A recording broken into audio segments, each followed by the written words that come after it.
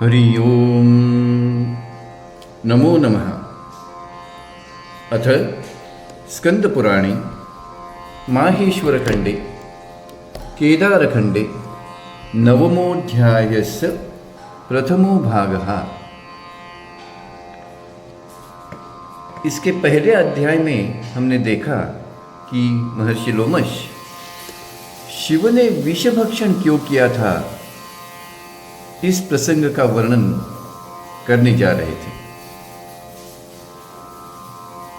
एक समय देवेंद्र से देवों के गुरु बृहस्पति का अपमान हो गया, जिसके कारण गुरु बृहस्पति ने नाराज होकर देवों के राज्य का त्याग कर दिया और वहां से चले गए। ऐसी अवस्था में देवों को दुर्बल देखकर पाताल में रहने वाले असुरों के राजा बलि ने देवों की राजधानी अमरावती पर आक्रमण करके देवों को पराजित किया। इसके पश्चात देवराज इंद्र ब्रह्मा जी की सूचना पर भगवान विष्णु के पास चले गए।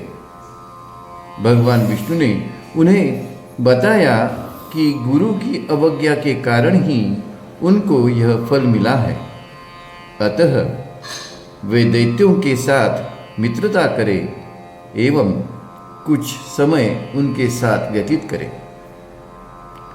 दैत्यराज बलि ने जब इंद्र की मित्रता की बात सुनी तो उन्होंने देवराज इंद्र को अपनी शरण में ले लिया और इस प्रकार इंद्र उस दैत्यराज बलि के साथ एक शरणागत जैसे रहने लगे। स्कंद पुराण के इस अध्याय में इस आख्यान की कथा बताई गई है। हरि ओम। नवमोऽध्यायः। गुरु की अवज्ञा से इंद्र का राज्य भंग।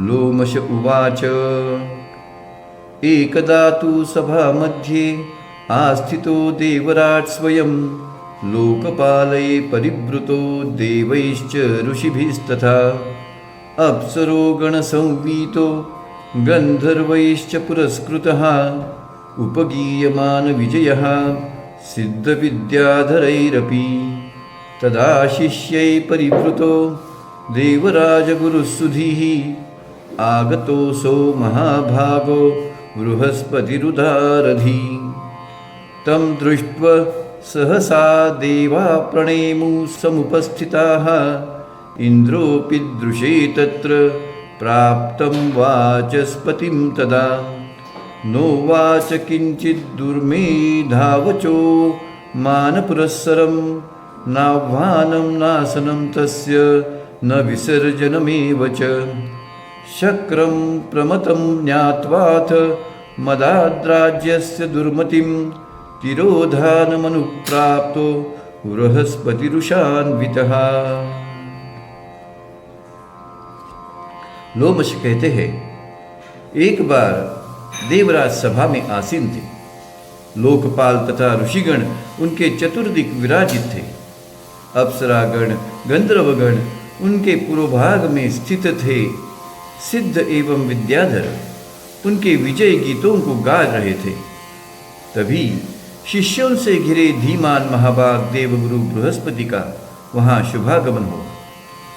देवगण ने उनको देखते ही उठकर तत्काल प्रणाम किया, लेकिन देवराज इंद्र ने बृहस्पति को देखकर भी अपनी दुर्बुद्धि तथा अभिमान के कारण उनसे कुछ भी नहीं कहा। उनका आवाहन, कुशल प्रश्न, स्वागत कथन, आसन आदि कोई व्यवस्था ही नहीं की। तब देवगुरु उस इंद्र को मदांध तथा प्रमत्त एवं दुर्मति युक्त जानकर रोषपूर्ण स्थिति में उनकी राज्यसभा से अंतर्हित हो गए। गते देवगुरो तस्मिन् विमनस्का भवन्सुराः यक्षानागास गन्धर्वा ऋषियोऽपि तथा द्विजाः गान्धर्वस्यावसाने तु लब्धसंज्ञो हरिसुरान् पप्रच्छत्वरितेनैव क्व गतो हि महातपाः। तदैव नारदेनोक्त शक्रो देवाधिपस्तथा त्वया कृता यवज्ञा च गुरोर्नास्तत्र संशयः। गुरोरवज्ञया राज्यं गतं ते बलसूदन तस्मात् क्षमापनीयोऽसौ सर्वभावेन हि त्वया। एतच्छ्रुत्वा वचस्तस्य नारदस्य महात्मनः आसनात् सहसोत्थाय तैः सर्वैः परिवारितः आगच्छत्वरया शक्रो गुरोर्गेहमतद्रितः। देवगुरु के इस प्रकार चले जाने के कारण देवगण विमनस्क अनमने हो गए। यक्ष, नाग, गंधर्व तथा ऋषिगण इस घटना से क्रोधित हो गए। तदनंतर जब संगीत समाप्त हो गया तब इंद्र को होश आ गया। उन्होंने देवगण से पूछा, महातपस्वी बृहस्पति इतनी शीघ्रतापूर्वक कहाँ चले गए? तब नारद ने देवराज से कहा, आपने देवगुरु की संपूर्ण अवज्ञा की है। इस अपमान के कारण गुरु ने आपका राज्य त्याग कर दिया। हे बलसूदन, अतएव उनके पास जाकर सर्वतोभावेन उनसे क्षमा प्रार्थना करिए, यही उचित भी है। इंद्र ने देवर्षि नारद से यह सुना तथा तत्काल उठकर अपने सहचरों से घिरकर तत्काल गुरुगृह गए। पृष्ट्वा तारां प्रणम्यादौ क्व गतो हि महातपाः न जानामीत्युवाचेदं ताराशक्रं निरीक्षति। वहाँ पर गुरुपत्नी तारा को प्रणाम करके पूछा, माता, महातपस्वी बृहस्पति कहाँ गए? तब तारा ने इंद्र की ओर देखकर कहा, यह संवाद मुझे ज्ञात नहीं है।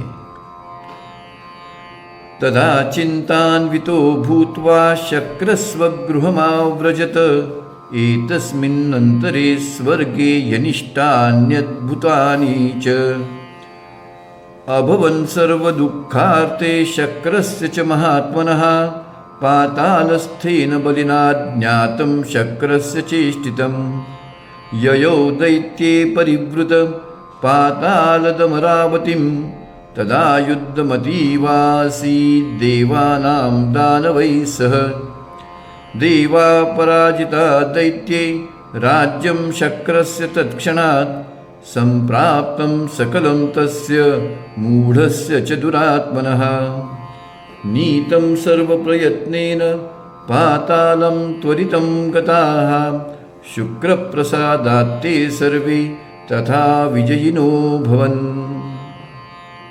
इंद्र चिंतातुर होकर देवलोक लौट आए। तभी से स्वर्ग में अभूतपूर्व नाना उत्पात घटित होने लगे। इंद्र के लिए नाना प्रकार के अमांगलिक अपशकुन प्रादुर्भूत होने लगे। तभी पातालस्थ बलि इंद्र की यह अवस्था जानकर दैत्यों से परिवृत होकर तत्काल अमरावती पहुंचा तथा उस पुरी को घेर लिया। देवता तथा दैत्यों में भीषण युद्ध छिड़ गया। इस युद्ध में देवताओं को दैत्यों ने बुरी तरह पराजित कर दिया। वह सर्व प्रयत्न पूर्वक स्वर्ग राज्य का सार सर्वस्व पाताल ले गया। दैत्यों ने शुक्राचार्य की कृपा से यह विजय पाई। शक्रोपि निश्रिको जातो दैवैस्त्यक्ततसो भृशं देवी तिरोधानगता बभूव कमलेक्षणा ऐरावतो महानागस्तथैवोच्चैश्रवाहयः एवमादिनि रत्नानि अनेकानि बहुन्यपि नीतानि सहसा दैत्यैर्लोभात् साधुवृत्तिभिः पुण्यभाञ्ची च तान्येव पतितानि च सागरे तदा स विस्मयाविष्टो बलिराह गुरुं प्रति देवान् निर्जित्य चास्माभिरानितानि बहूनि च रत्नानि तु समुद्रेऽथ पतितानि तदद्भुतम् बलेस्तद्वचनं श्रुत्वा उशना प्रत्युवाच तम् अश्वमेधशतेनैव सुरराज्यं भविष्यति दीक्षितस्य न सन्देहस्तस्मात् भोक्ता च एव च अश्वमेधं विना किञ्चित् स्वर्गं भोक्तुं न पार्यते गुरोर्वचनमाज्ञाय तुष्णीं भूतो बलिस्ततः बभूव देवैः सार्धं च यथोचितमकारयत्। इंद्र भ्रष्ट श्री हो गए। देवताओं ने उनका त्याग कर दिया। देवी लक्ष्मी उनके यहाँ से तिरोहित हो गई।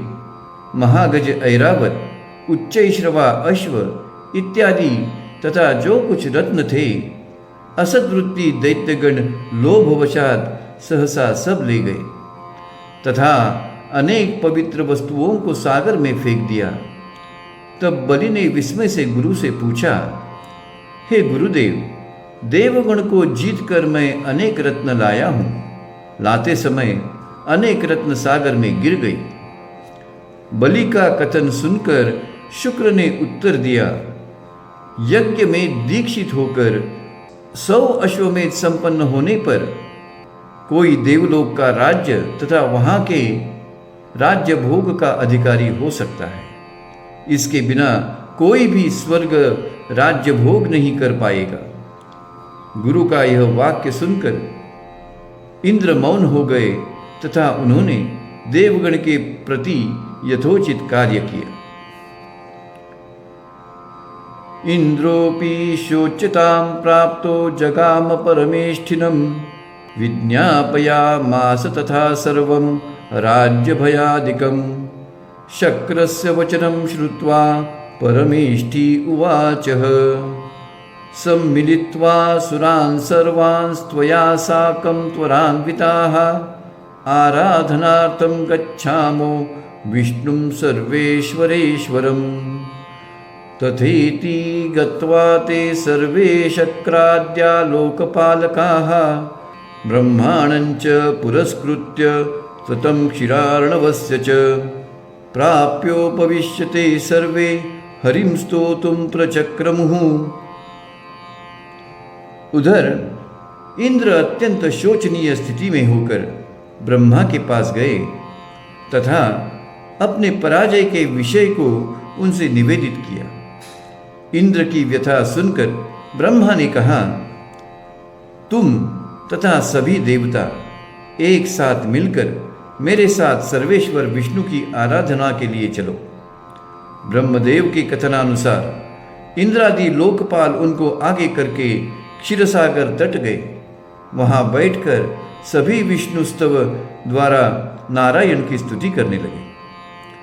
ब्रह्मोवाच देवदेव जगन्नाथ सुरासुर नमस्कृत पुण्यश्लोकाव्ययानंत परमात्मन् नमोस्तुते यज्ञोऽसि यज्ञरूपोऽसि यज्ञाङ्गोऽसि रमापते ततोऽद्य कृपया विष्णो देवानां वरदो भव गुरोरवज्ञयाच्चाद्य भ्रष्टराज्यशतक्रतुः जातस्सुरर्षिभिः साकं तस्मादेनं समुद्धर।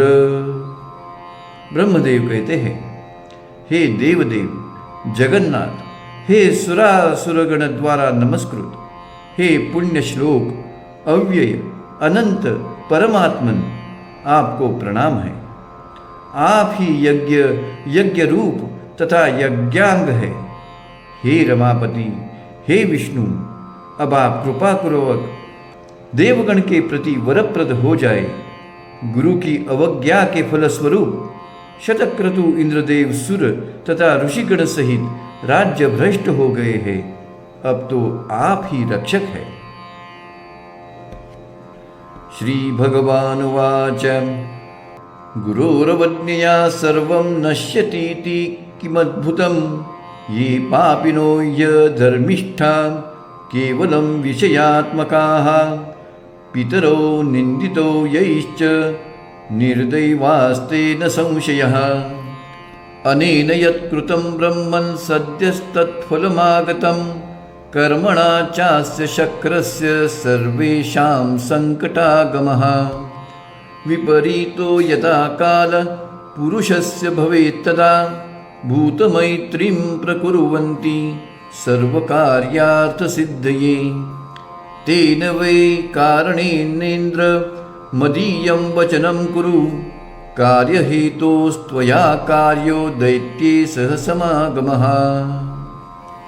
भगवान कहते हैं, गुरु की अवज्ञा से जो समस्त नष्ट होता है, इसमें विस्मय की क्या बात है। जो पापी, अधार्मिक, विषयनिष्ठ है, जो मातृपितृ निंदक है, उनको अदृष्ट से यही फल मिलता है। हे ब्रह्मन, इन इंद्र ने जो किया है उसका फल इनको तत्काल मिल गया। हे ब्रह्मन, इस एक इंद्र के कर्मदोष के कारण समस्त देवगण के समक्ष संकट आया है। जब पुरुष का समय विपरीत होता है तब अन्य लोगों से मित्रता करें। हे इंद्र, अब तुम मेरे कथन का पालन करो। प्रयोजनार्थ तुमको दैत्यों के साथ मित्रता कर लेनी चाहिए। एवं भगवतादिष्ट शक्र परम बुद्धिमान अमरावतीं ययो हित्वा सुतलं देवतैः सह इंद्रं समागतं श्रुत्वा इंद्रसेनो रुषान्वितः बभूव सह सैन्येन हन्तु कामपुरन्दरम् नारदेन तदा दैत्या बलिश्च बलिनाम्बरः निवारितस्तद्वधाच्च वाक्यैरुच्चावचैस्तथा ऋषेस्तस्यैव वचनात्यक्तमन्युर्बलिस्तदा बभूव सह सैन्येन आगतो हि शतक्रतुः इंद्रसेनेन दृष्टोऽसौ लोकपालैः समावृतः उवाच त्वरया युक्त प्रहसन्निव दैत्यराट्। इस प्रकार से भगवत वाक्य को शिरोधार्य मानकर परम बुद्धिमान इंद्र अमरावती छोड़कर देवताओं के साथ सुतल आए। इंद्र को आया सुनकर दैत्य इंद्रसेन क्रोधपूर्वक सेना के साथ इंद्र के वधार्थ कृत संकल्प हो गए। तभी नारद ने ऊंचा नीचा समझाकर दैत्यों तथा दैत्यपति बलि को इंद्रवध से रोका। बलि ने ऋषि की बात मानकर सब मनमुटाव त्याग दिया। इंद्र सैन्य बल के साथ आए थे। इंद्रसेन ने कहा, इंद्र तो लोकपालों के साथ आए हैं। दैत्यराज ने हंसते हुए यह कहा, कस्मादिहागतशक्र सुतलं प्रतिकथ्यताम् तस्यैतद्वचनं श्रुत्वा स्मयमान उवाच तम् वयं कश्यपदायादा यूयं सर्वे तथैव च यथा वयं तथा यूयं विग्रहो हि निरर्थकः मम राज्यं क्षणेनैव नीतं दैववशात् त्वया तथा ह्येतानि तान्येव रत्नानि सुबहुन्यपि गतानि तत्क्षणादेव यत्नानीतानि वै त्वया तस्मात् विमर्शकर्तव्य पुरुषेण विपश्चिता विमर्शाज्जायते ज्ञानं ज्ञानान्मोक्षो भविष्यति किन्तु मे बत उक्तेन जानेन च तवाग्रतः शरणार्थी ययं प्राप्त सुरैः सहतवान्तिकम्। दैत्यराज बलि इंद्रसेन कहते हैं, हे इंद्र, सुतल में आपके आगमन का क्या कारण है? आप वह कारण कहिए। यह सुनकर इंद्र ने प्रसन्नता पूर्वक कहा, हम दोनों ही कश्यप की संतान हैं, अतः हम दोनों के बीच वैर निरर्थक है। मैं जैसा हूं आप भी वैसे ही है। दैवात मेरा राज्य आपके अधीन है। मेरे पास अतुलित धन रत्न था, वह भी क्षण मात्र में आप उठा लाए। यह सब विचार कर विज्ञ पुरुष के लिए विवेक का आश्रय लेना चाहिए। विवेक तथा विमर्श से ज्ञानोदय होता है तथा ज्ञान से ही मोक्ष प्राप्ति होती है। जो भी हो, इस संबंध में अधिक बोलना व्यर्थ है। मैं आपके समान ज्ञानी नहीं हूँ। मैं शरणार्थी होकर देवगण के साथ आपके यहाँ आया हूँ। एतच्छ्रुत्वा तु शक्रस्य वाक्यं वाक्यविदाम्बरः प्रहस्योवाच मतिमान् चक्रं प्रतिविदाम्बरः त्वमागतोऽसि देवेन्द्र किमर्थं तन्न वेद्म्यहम्। इंद्र का यह वचन सुनकर वक्ताओं में अग्रणी बलि हास्य युक्त मुद्रा में कहने लगा, हे इंद्र, आप किस लिए आए हैं वह कहे, मैं आपकी बात नहीं समझ सका। शक्रस्तद्वचनं श्रुत्वा यश्रुपूर्णाकुलेक्षणः किञ्चिन्नोवाच तत्रैनं नारदो वाक्यमब्रवीत्।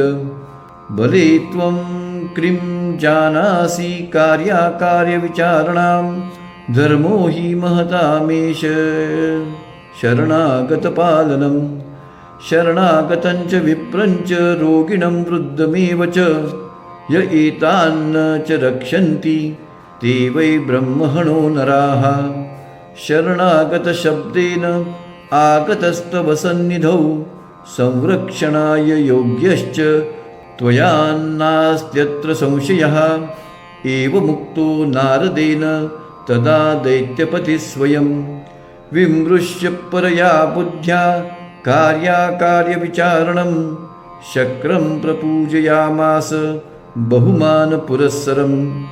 लोकपालैः समेतं च तथा सुरगणैः सह प्रत्ययार्थं च सत्त्वानि यनेकानि व्रतानि वै बलिप्रत्ययभूतानि स चकार पुरंदरः।